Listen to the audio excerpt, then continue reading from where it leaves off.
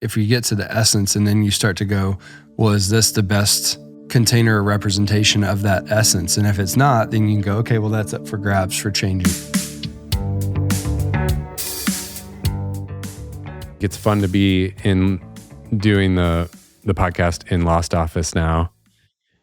If anyone's just listening, they are missing out. Like, they got to go to Spotify where they can see the video feed, YouTube, something. There's so many rooms in beautiful places at Lost Office, so you'll probably feel different every episode, which is cool. Ooh, I like that. This is my favorite room, the library area. And I was joking with Mark and Christian that it felt like very affirming professionally to put all my books on the shelf, because I was like, we don't really get that plaque that's like, hey, you're a PhD in this thing. And I was putting the books up there that had mostly been like in boxes before. And I honestly felt as I was putting them up like, oh, I do know stuff. I'm like good at something. Sometimes people will just come in this library area and just start like perusing the books. And there's a mix of leadership, business, storytelling, creativity. Like, there's very tactical, and then there's very theory and philosophical. And I think that mix of art and science, it's actually kind of one of the things I loved about this interview with Jonathan and Jason of Proper, because they definitely like exude that themselves. So anyway, I should probably introduce what that is. So Proper is a jazz studio design club, and we get into that a bit. But they do brand strategy for businesses, for companies of various sizes, and they're based out of Atlanta. Which, and unintentionally, oh, look at that. on a Brave shirt this morning. Nice. I like that repping. Did they say anything about it? I called it out when I saw them. So I'm like, oh wait, I just remembered y'all are from Atlanta. They thought you were sucking up. Yeah. I just want you to like me the most of everyone in the greenhouse. Yeah. Well, I'm so excited to have them on today because a few reasons. They are, so they're a duo out of Atlanta, and they have been working with Greenhouse to fine tune our brand. And it feels like a really important moment in Greenhouse's story, and they feel like the perfect people to help with that. So they are here in Richmond at Lost Office for the week to do some immersion work with us. And we said, let's get on the mic and do some podcast. Take your brain on the brand. Yeah. I feel like it, even though it sounds like a different topic from coaching stuff, it's actually very similar. The overlap was crazy. Because obviously, well, not obviously, people might not know. I'm not a coach at Greenhouse. I know a lot about the space now from being around it. But even with that context, I was like, whoa. Yeah. That was something Steve was doing, and they're doing it brand-wise. But you do have, like, you've done a lot of graphic design and different creative work. Like, I actually don't know, what's your overlap with brand? I don't know if I know either. I'm very fascinated by brand. I never studied it. I've never marketed it as a service, but I've stumbled into it. I think the whole art and science piece of it, that's just what's fascinating to me. And so thinking strategically about a company, and they get into this more, but so often logo is what people think of when they think of branding. It's like, it's a cool logo. Maybe you get as far as like a website or the copy that you use. But thinking about what the business is, how do you craft the way that it's received, the way that people understand it, the reputation, all of that, and how do you tie that into the services, what you need as a company, which is very interesting to me. So I'm interested by it. Yeah, so this conversation goes to a few really interesting places. We talk about kind of the theory of brand and brand strategy. We talk about some of the practical and pitfalls of, what's like logo versus brand identity. But really, for anyone who, like, if you're an entrepreneur or if you have some kind of side hustle, this is going to be really interesting. If you have been working on figuring out who you are and what the direction you want for your life and career, this is going to be very interesting. Or even I've been thinking lately with, like, in my family, we've been trying to figure out what are some things we want to do and we want to be about. I think it just applies across the board. So I love that they're taking the lens on a business that does brand strategy for businesses and applying it just to all these facets of life. Take it on any of those angles. But again, this is Jason and Jonathan of Proper. The whole idea of why we started podcast was there's like really good conversations happening all the time. And it's like, I wish other people could listen in on that, or we could share that one out. So I actually have a lot of respect now for people. Like I've been really into Dax Shepard's lately, the armchair expert, because it really does. They are just having like a real conversation and they're not performing, and that comes through. Yeah. But it's actually really hard to do because you do feel like you're performing. With the microphone in your face. It's like, how about we talk like this every time we get together? Yeah, it's like the planned photograph that seems candid, but it's super hard to together. Do, Yep. I mean, do you ever think about that though I feel like the way you guys approach design is actually really similar. It's like you create something that's very thoughtful and intentional, but it has a feeling of being natural. I think that maybe the way it feels natural is because we're trying to get to the core or essence of something and then bring that out. Yeah. That maybe is what you can make a connection with. Rather than trying to make it look cool or anything like that. Yeah.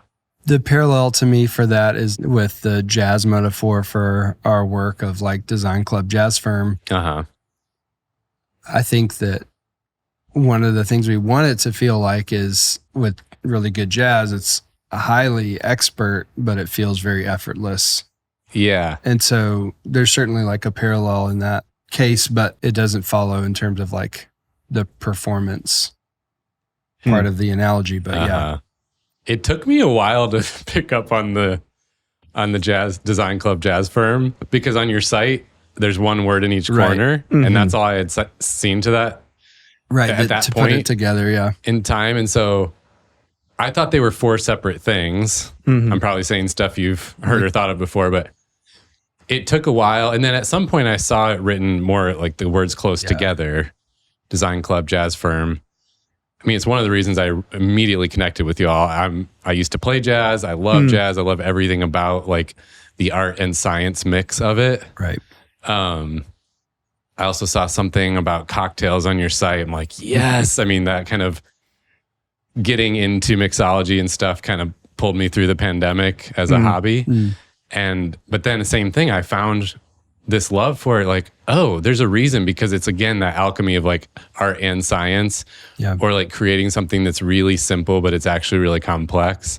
Yeah. And I just immediately clicked. I was like, oh, I love these guys. I know exactly what you're getting at there. Yeah. But then when I picked up on the play on words with Design Club Jazz Firm, I was like, oh God, and they're geniuses. It did not hit me for months. Well, we always talk about that being just such a goofy thing that we stumbled into and thought of. And it was like, yeah, it's kind of us just being playful, but you're picking up on the thing that we want. It so much of how we operate is intuitively, and for better or for worse. Like we're not the most data driven, or we just like are led by what feels right in so many instances. And so there's a Woolrich quote that talks about like, there's nothing like a cocktail that's going to make you feel like you're getting what you want out of life.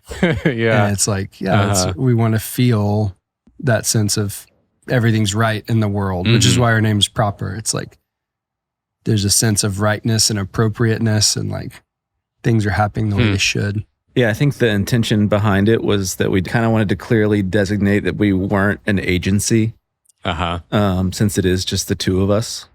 So there was that part. And then we also like usually always have a jazz record on or jamming out on something, and, you know, would love at some point one day if our office or the basement of our office or something like that is an actual jazz club. So please, I will. Yes, I will help in any way. That's the vision to intentions to rhythms. Yeah, there you go. For us, it's like vision is a jazz club in a basement that our friends are stopping by to grab a drink on their way home from work. Sounds amazing. So that's how it all comes together. It's interesting for me because I've spent some time in science and engineering in my career, but also now in this world of like people and feelings and intuition. And I always wrestle with that, like what you said about intuition and data, because I actually see them as one, and Yeah. I see them as partners, not against Yes, each other. that's right. But most of our like societal conversations pit them against each other. Yeah. And the interesting thing is like in the brain science that's coming out, we're finding that intuition's actually like a high form of data processing. Yeah.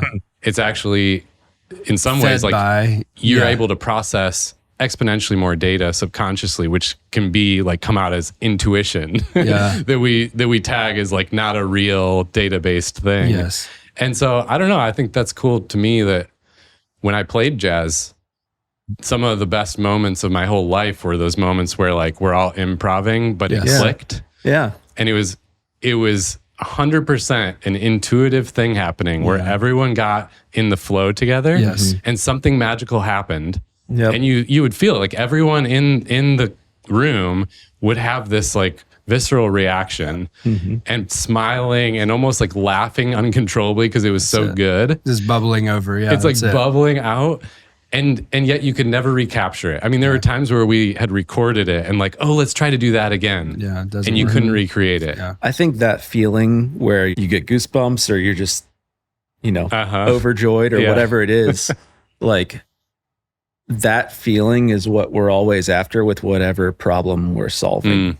And if you don't get that feeling of like, oh, that's it, or oh, I've connected the dots, or oh, we're in the flow, or whatever that is, if you don't get that feeling, to me, then you haven't found it yet. Yeah. Like you haven't found the path or the answer or whatever. It's like the indication that you found a thing. Yeah, I think so. I mean, what was the story behind those words though? Design Club Jazz Firm. You said you just stumbled into it, or? Yeah, it was kind of us just goofing around, and that's a lot of our day to day is just us cutting up and like being stupid. And Yeah, clearly. I feel like you guys aren't very serious about yeah. anything. so the idea of like having a jazz club in the basement, and so one day I flipped the words around, and it was like, we're so highly relational, like you guys are, and so the design club part of it is like we want it to feel like you're a part of something that you enjoy, and like the swag is cool, and like you want to drop by, and like you're you have somebody you can call to go, hey, help me with this problem, and so I think I just Yeah, it was just literally one day just flipped them, and it was just like, this is the magic again, of it. the playfulness of it. We're not, an agency wouldn't Yeah. not take themselves that seriously, So Well, it's got that curiosity element that makes you want to ask a question about it or think about it a little more, which was fun for me. and I think it's something that we've kind of grown into, like the more that we've done this and the more records we've listened to, or what, like, like we've started to kind of grow in the feeling of all of it to where it definitely has more meaning now than when we came up with it. Yeah. I think that's an important point. Like with our clients, we're always trying to get to the essential, like core idea or the big idea or the like essence. And so what that ends up becoming is a shorthand for all of the other strategy work to say, Okay. who are we? What do we care about? Who else is going to care about it? What value do we add to them? So the essence or the big idea is like a shorthand key that unlocks a lot of other things. So when we have a question about what should we do or what should we not do, or do we want to do this thing or that thing? It's like, well, what does Design Club Jazz Firm say that the outcome should be? Yeah. What's the So take? freeing. What's the take on that? Yeah. Yeah. This is so freeing. It's like, oh, you've always got this kind of compass thing to go back to. That's right. But okay, so can I ask you some questions about brand strategy in general? Because here's the thing to me. Because I've kind of had one foot in art and one in science my whole life, I've always been fascinated. Like I didn't grow up knowing about like brand and brand strategy and marketing work, or I would have gone into that in college, that would have been my major. Yeah. And so as I started to get into my career and learn about and interact with those people, I'm like, whoa, this is fascinating. Because you've got, on one hand, any human being walking the earth knows that like brand matters. They experience it in their day to day. We talk about brands all the time. We feel the impact in our lives. But then on the other hand, I feel like we can it's very common to kind of write it off like, yeah, that's the fluffy stuff. Anyway, let's get back to work. Yeah. Like, oh, brand stuff, whatever. And so it's always fascinated me, like the approach to this idea of brand and brand strategy. And I've met a lot of people in that line of work, and there was something different about how you guys talked about it that captured my attention. Like there was something more earthy or like core about it. So, I mean, I think everyone that listens to this podcast is fascinated in this topic and maybe applies in multiple areas. Yeah. I just would love for you guys to talk about how you see brand and your approach to it and your thoughts around it. Yeah, I think that at a core level, there's something that's also tangential to the work that y'all are doing and helping people kind of like move into their best version of themselves or their life that they want. And I think brand strategy, when I first learned about it, I came to brand strategy by way of graphic design. And so first hearing about graphic design was like, whoa, it's about solving problems visually. And it's like, this is amazing. And then applying that to brand and brand identity, it was like, oh, this is about like what is essentially true about something or someone.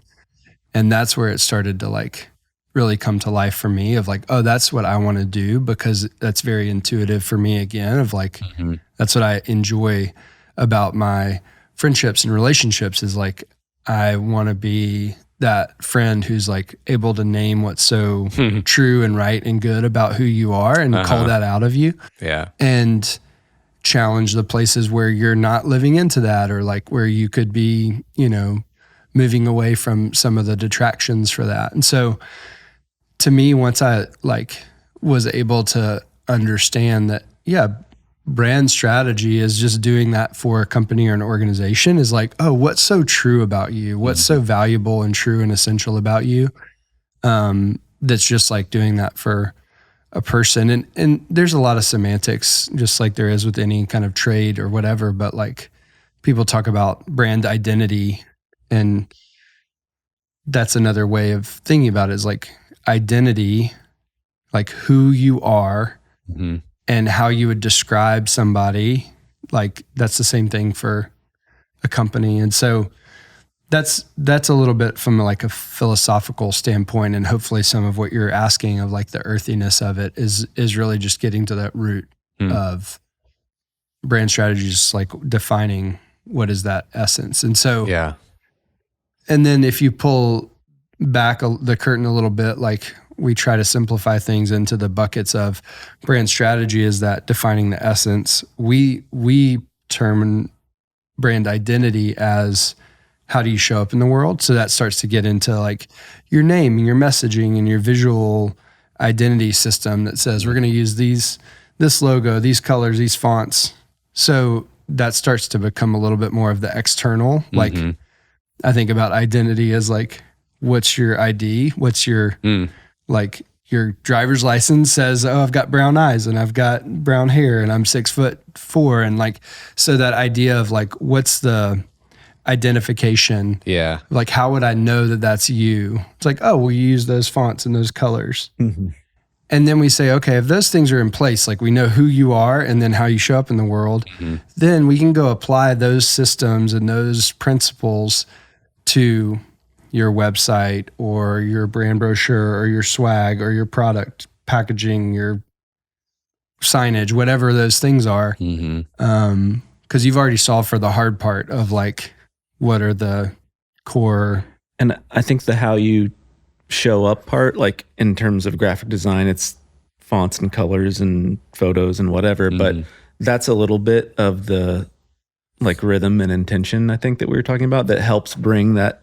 You know, it's all playing off of the vision, the essence, whatever the you know, the big idea is, and then it's okay, well, what decisions can we make that can help shape and form that vision? Which already that brings it more to life, because I think sometimes brand can be taken as, okay, so like what's the logo? Yes, that's right. What the website, you know, and even sometimes when I worked in companies, you would see the design and brand folks get tagged onto the end of a project, and it was always the rally cry of like, bring us in at the beginning, not the end, because it was like, oh, can you make this pretty? Yeah, was the understanding of it. That's right. And it's so much bigger and deep. It's actually foundational, which means it has to be the starting point. I think even though I knew some of that, you guys have helped me click into that a little more. Yeah. And I think to your point, like that idea of how what we call brand strategy and brand identity are connected, like the way you talked about it, the identity decisions are baked in.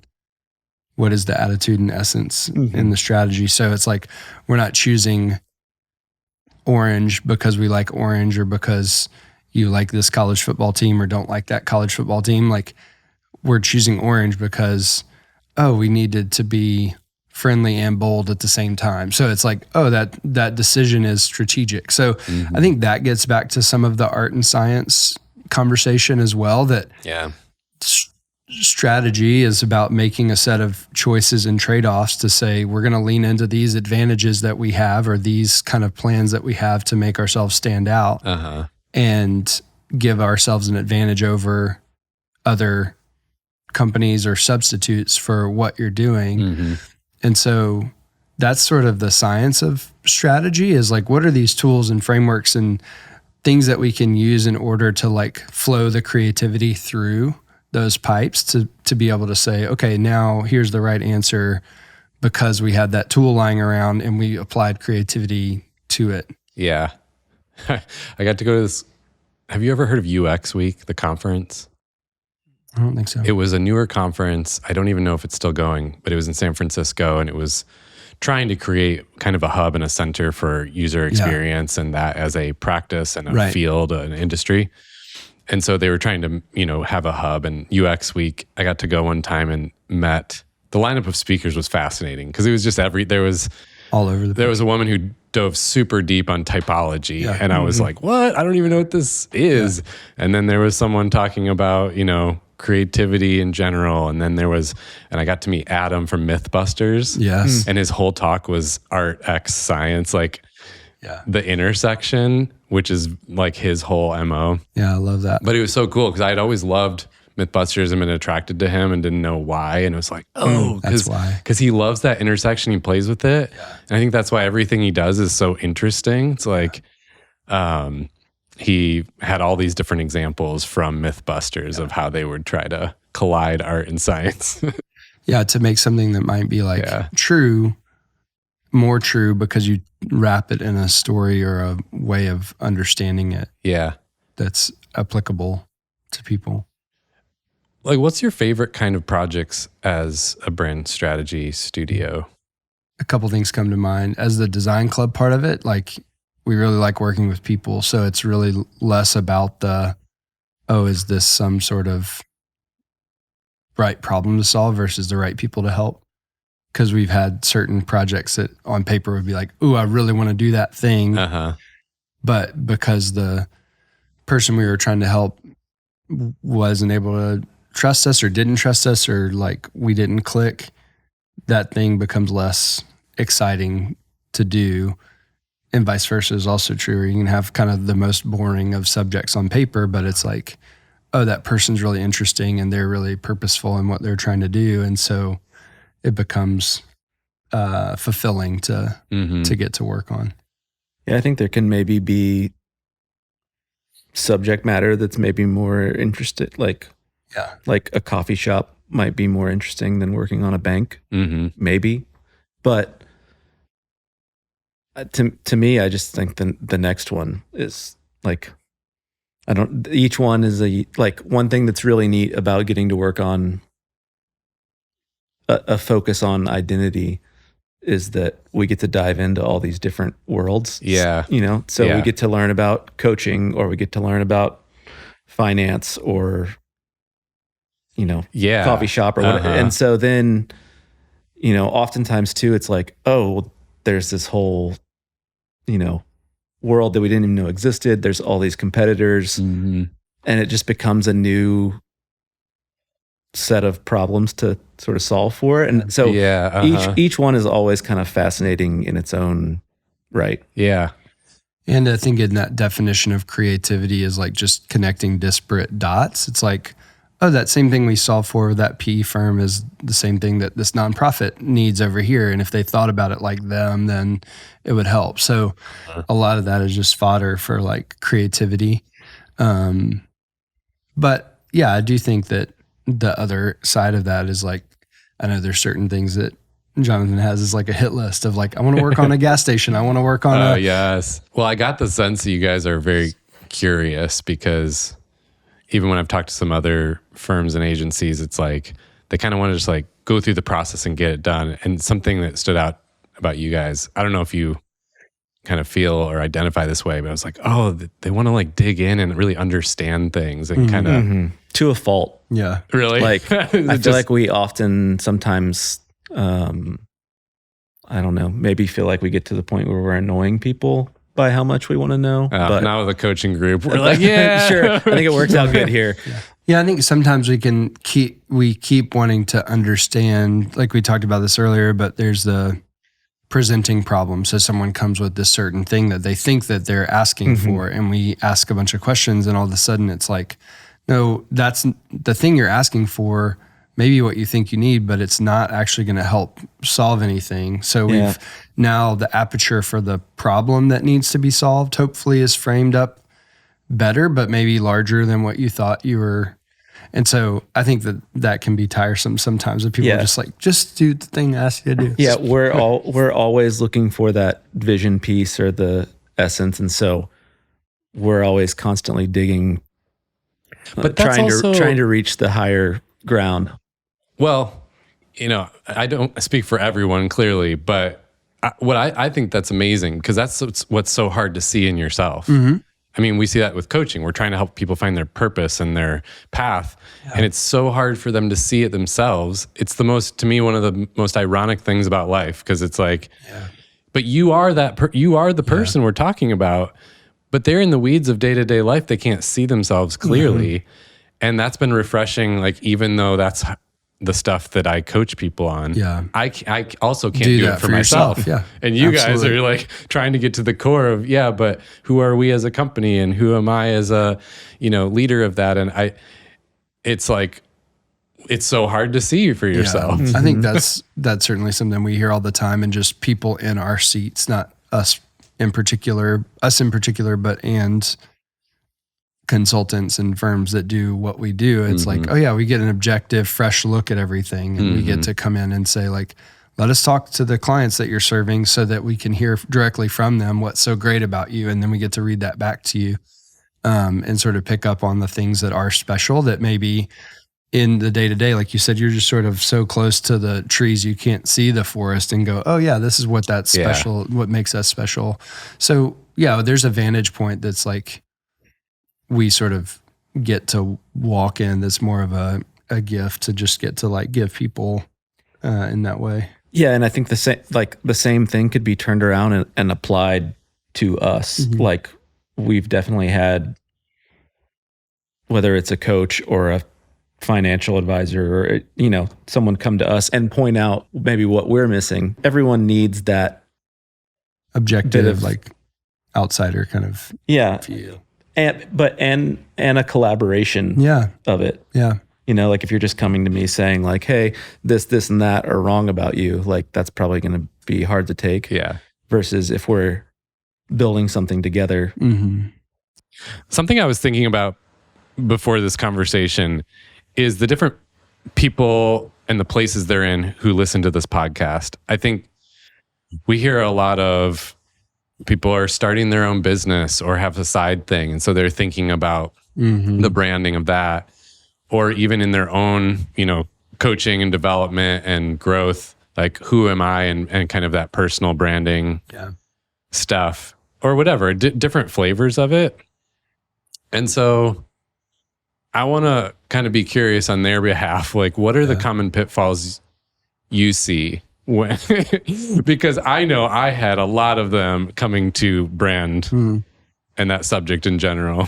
It's maybe the idea that you don't have to have it all figured out. Mhm. Like a brand is just kind of this like ever evolving, growing thing. And so I don't think it ever really reaches a place where, like on the outside, it might appear as this like shiny, slick, put together brand, but there's always going to be growth or change or conflict or whatever kind of happening underneath. And I think that's totally, like, I don't think you ever reach a point of like, oh, this is it. Everything's perfect.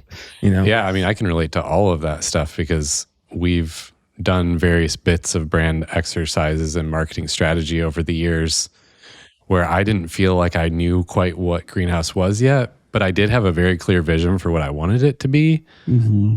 But there's always that crisis of like the common one for us is, well, during COVID, a lot of people were in a job search suddenly. Yeah. So we were really focused on helping people in job search mode. That has nothing to do with my vision for Greenhouse. Yeah, but it was a problem you could help solve. Exactly. Yeah. So suddenly, because all of our meat content and ads out there were around that, people started pegging us as like a job search firm. I'm like, oh, I'm throwing up in my mouth. Like, no, that's not what it is.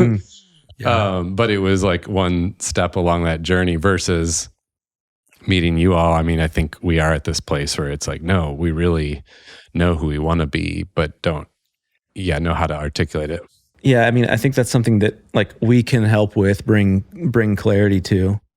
But I think thinking about that person who's just starting out or trying to figure out the side hustle or whatever, like there's gonna be all those bumps along the way, and that doesn't mean that the thing you're doing is not worth doing. Right.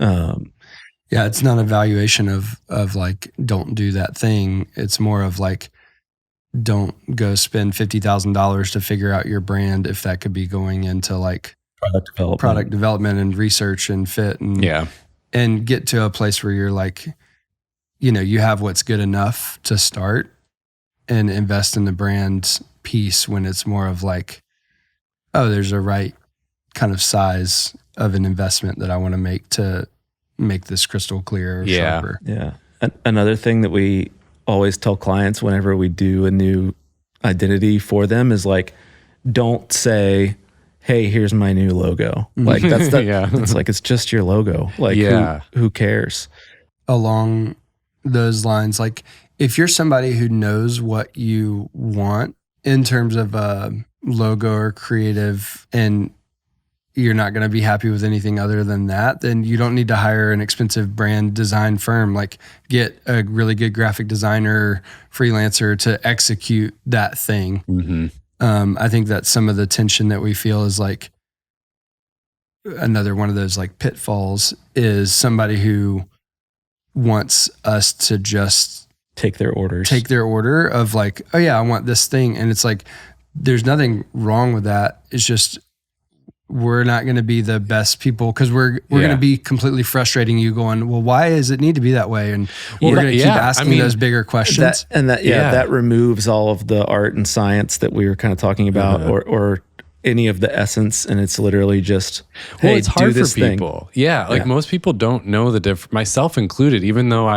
I know your world pretty well, I still don't really know the difference between when I need a copywriter or graphic designer or brand strategy or brand identity. Yeah. Like they're all kind of like a big grouping of the same words to most people.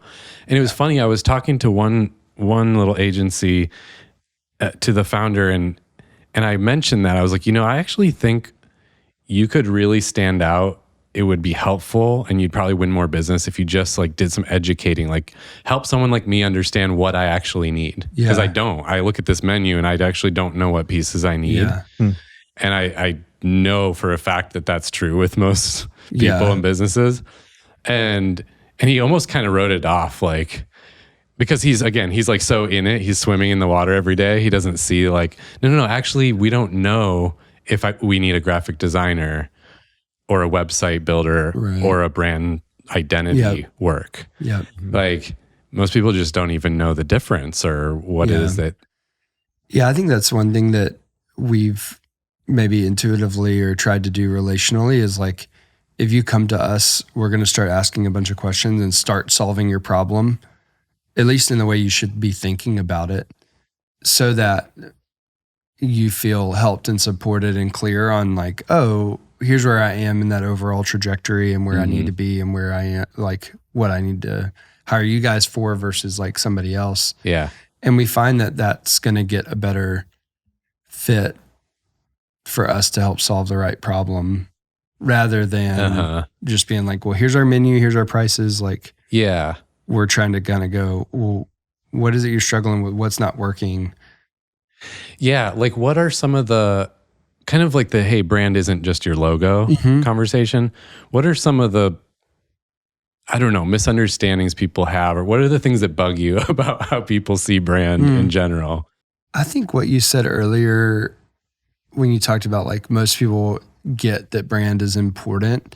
I think there's some people that just aren't going to see it as like valuable investment to like think about design. And so that's not really, it doesn't bug me or annoy me. It's just more of like, that's not somebody that's going to want to work with us. And so somebody once called it like pride of ownership, where it's like, if I'm an entrepreneur and I had this logo for 10 years and it was done by my, you know, sister's neighbor's kid or whatever, like the value that I'm providing may be way outpaced how we're showing up.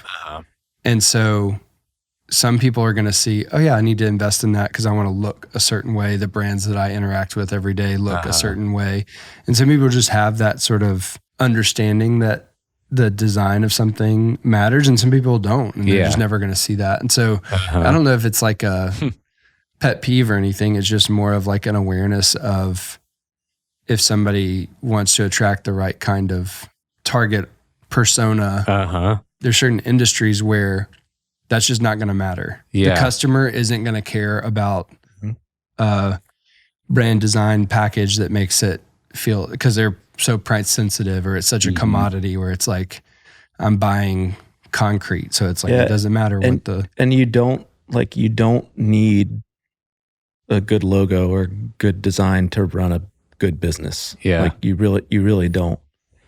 Or to have a good brand. Like your brand is your reputation. So if you're a concrete company that sells concrete to people all day and like have good prices and customer service, your brand is like, oh, they're going to take care of me.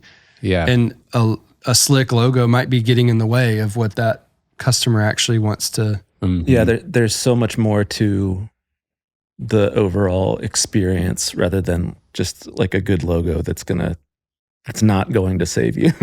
Well, even, have you ever seen that Netflix series called Abstract? Yeah. Obsessed with it. I've watched, I think, all of them now. And for anyone listening who doesn't know it, I mean, definitely worth checking out. Basically, they have an episode on each kind of design discipline out there, and like the person or one of the people at the top of that game. And there was one I just watched that was, is his name like Platone, the photographer? He's the guy who's done a lot of the famous portraits of like world-changing figures across the spectrum. Like he doesn't really, it's, you know, one of their famous ones is like Putin. And then he's also got like, you know, someone who experienced a lot of trauma in the Congo. And like, so anyway, what stood out to me was he communicates so much of the story and the message through the photo, and has a way and a gift of in doing that. Yeah. And because we've been working on messaging at Greenhouse so much, I'm like, my head is very much in the realm of words. Like, how do we describe ourselves and describe what we do? And it was like, whoa, he has this amazing ability to tell a whole story just through like one image.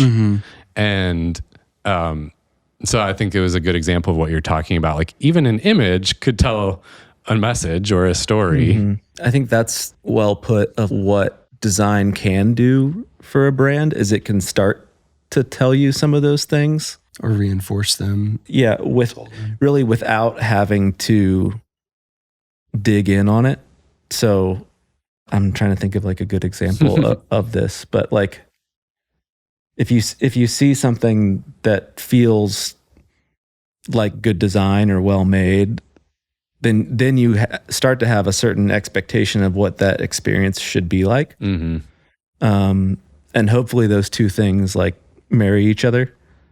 I always like to say that, and because it's something that we've all experienced, like, you know what it feels like to see something that feels really slick or modern or well made or whatever, and then a month later it breaks. And it's like, oh, that was, a sham. Like that wasn't all it was made up to be. So it's like those two things kind of have to work together.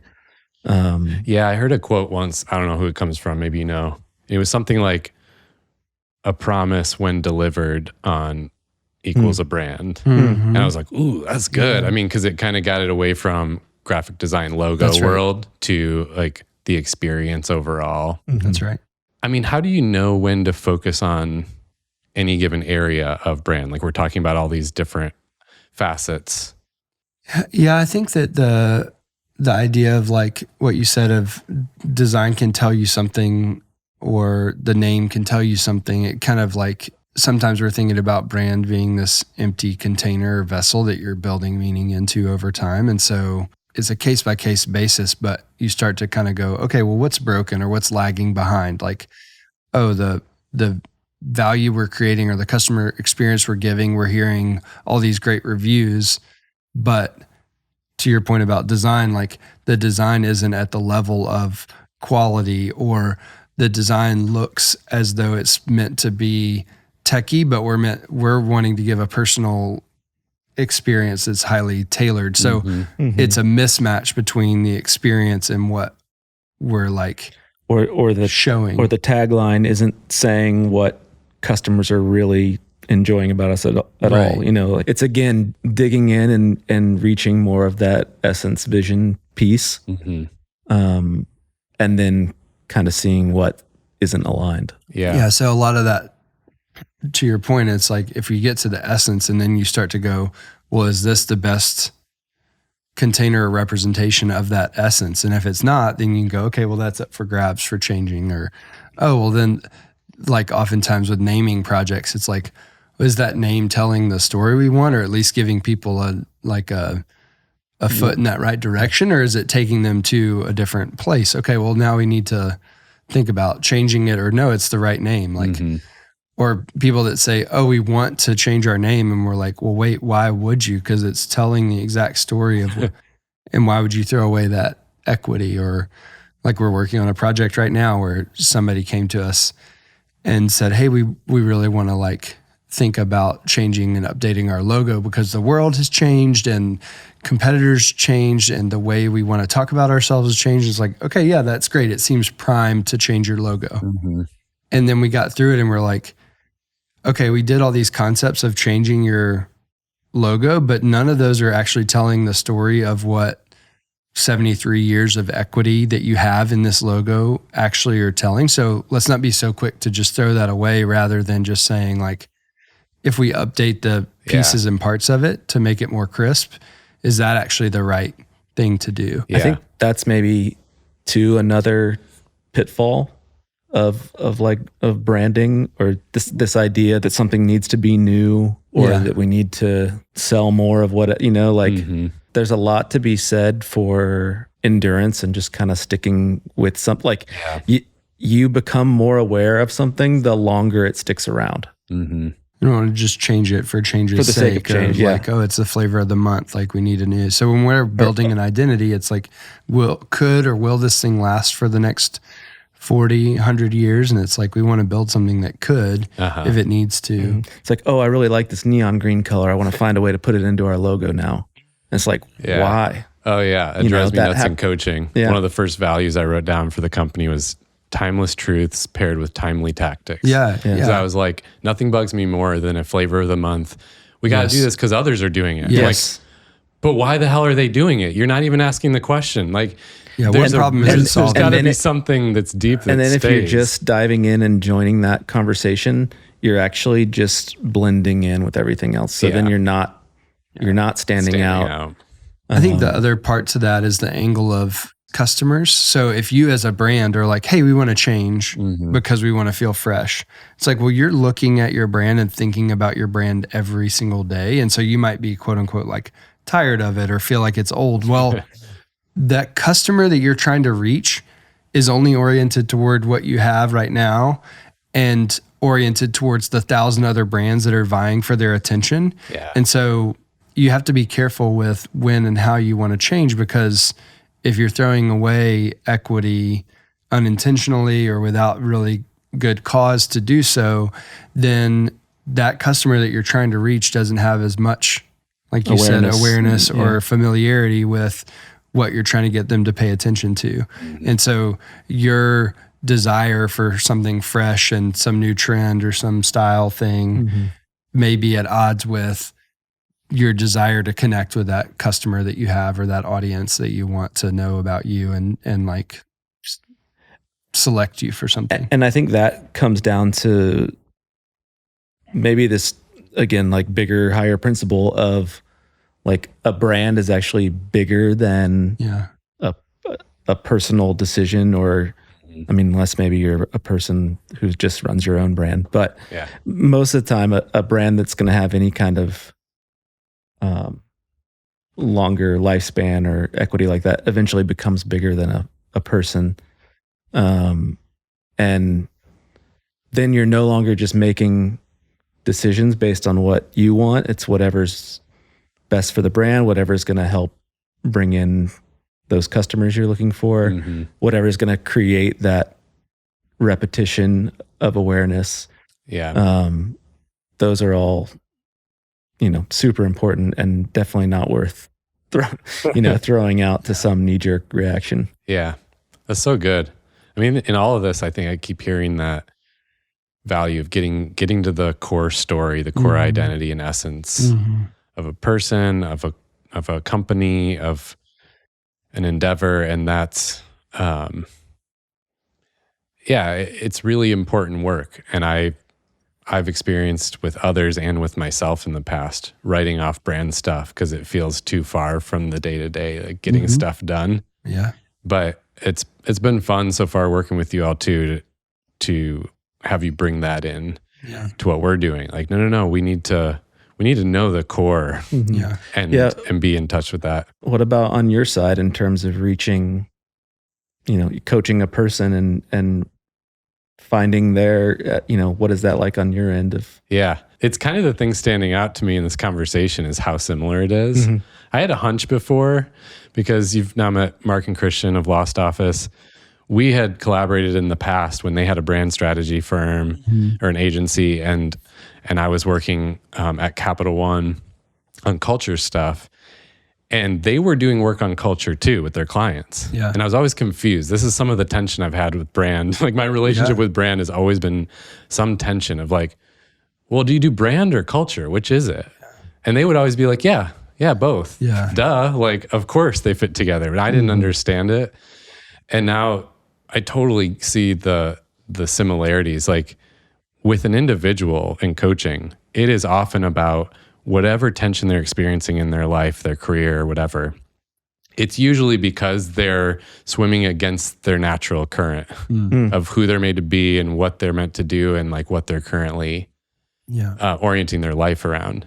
And I think it's a lot because we are in a very reactive society. Like stuff's coming at us and we're reacting to it. So it's very easy to fall into a life of, I don't actually know what I'm about. I'm just reacting to everything coming at me.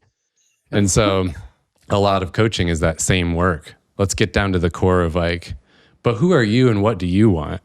And then, of course, it takes intentionality. It's not easy to turn and kind of, go with your natural flow because often it's against a lot of the currents coming at you. But that to me is where it gets fun. Like when somebody gets in their flow, like really cool things happen. And I find that with more fulfillment coming out of their life and their work, but also more impact and positive for others and for the world. Like when they're in their sweet spot and when they're kind of like aligned with who they really are, then they help so many people almost unintentionally because it just kind of spills over. Overflowing. Yeah. So yeah, I think it's really similar. I loved this conversation. And I just think brand strategy, creativity, that intersection of art and science, it's so fascinating to me. But here's the thing. I think there is one kind of conclusion or takeaway that I'm taking from this conversation. And I think it's all about taking the time to get to that core essence of who you are, who the business is, what the brand is. And so, at least for me, I know I need to hear that sometimes.